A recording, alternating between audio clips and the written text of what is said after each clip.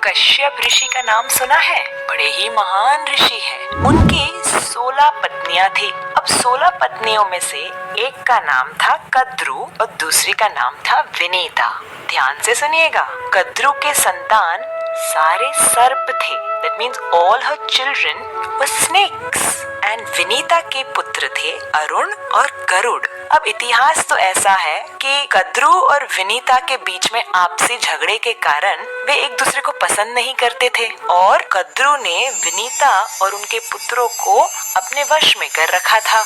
गरुड़ जी ने बहुत तपस्या करके स्वर्ग से अमृत प्राप्त किया और अमृत के द्वारा अपनी माता विनीता और अरुण और स्वयं को कद्रु के कब्जे से आजाद कर दिया। तब से गरुड़ को सर्प के प्रति बहुत ही ईर्ष्या है। तब से गरुड़ जी और सर्प की बनती नहीं है और जहाँ भी सर्प देखते गरुड़ उसे खा जाते। Wherever he would see snakes, he would eat all the snakes. अब जो स्नेक्स की माता थी कद्रु, ये देख के उसे बहुत टेंशन होता था कि मेरे सारे परिवार को ये खा जाएगा। कद्रु गई ब्रह्मा जी के पास। ब्रह्मा जी मेरी सहायता कीजिए, मेरी मदद कीजिए, ये गरुड़ तो सारे सर्पों को खा जाएगा, हमारा समाज समाप्त हो जाएगा, कृपया हमारी रक्षा कीजिए। अब ब्रह्मा जी गरुड़ के पास आते हैं और गरुड़ से कहते हैं, गरुड़ इतना सारा विध्वंस तुम मत करो इन सर्पों का। एक योजना बनाते हैं जहाँ हर अमावस्या पे तुम्हें एक सर्प मिल जाएगा, तुम उसे खा लेना तुम्हारे भोजन की तरफ, तुम अन्य सर्पों को भयभीत मत करना। गरुड़ जी मान गए और इस योजना के अनुसार हर अमावस्या पे एक एक सर्प के परिवार से एक सर्प गरुड़ जी के पास पहुंच जाता था। अब ऐसे करते करते कालिया नाग के परिवार का टर्न आ गया। He had to send one snake to Garuda जी। कालिया ने कहा मैं नहीं भेजूंगा, मेरे परिवार से कोई सर्प नहीं जाएगा।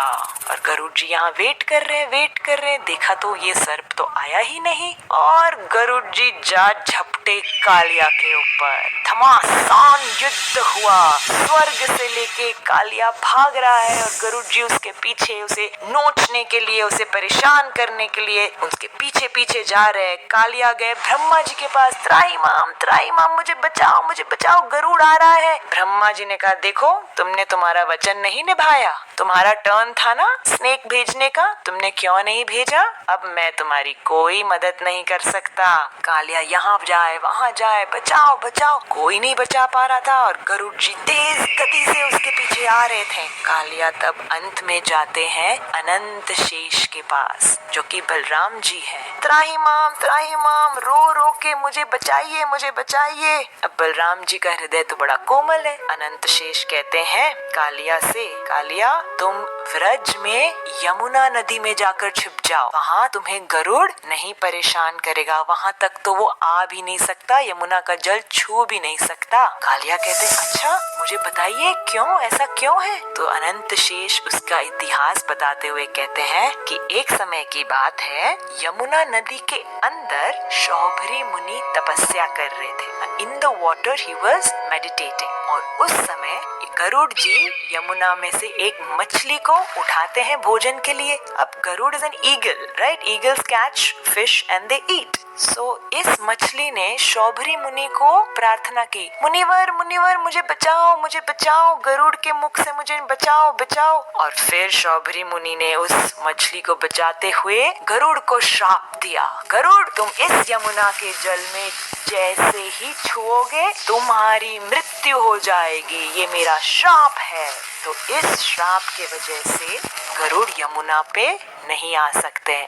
अनंत शेष कहते हैं कालिया से, जाओ कालिया, अपनी पत्नियों को लेकर, बच्चों को लेकर, परिवार समाज को लेकर तुम यमुना में बस जाओ, गरुड़ तुम्हें वहाँ नहीं तंग करेगा। तो अब कालिया बसे हुए हैं यमुना के जल में।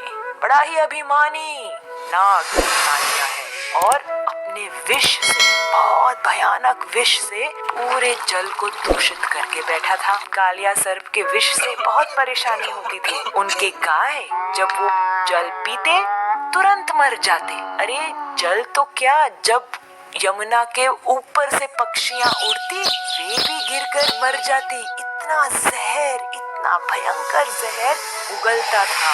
कृष्ण सोच रहे थे मैं कैसे इस कालिया को यमुना से निकालूं।